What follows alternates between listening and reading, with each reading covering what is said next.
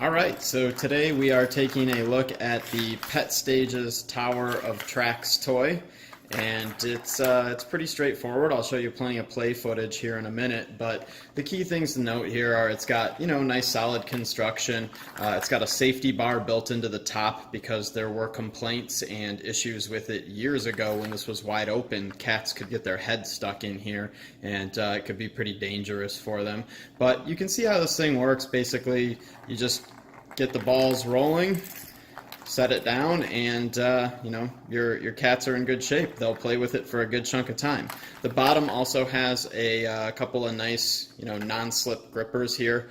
You can always set it on even a wood floor or a tile floor. It should stay put. It stays pretty well on top of rugs as well. Even with rambunctious cats, if they knock it over or whatever, they can still play with it. The balls do come out if you've got a cat that is very aggressive, but you can very easily just pop them right back in there, so no harm done there. And for the most part, this is one of the better toys for solo play, in my opinion, if you're not able to completely monitor what your cat's doing, primarily because even if the balls do get out, it would be pretty hard for them to actually swallow them or chew through them easily.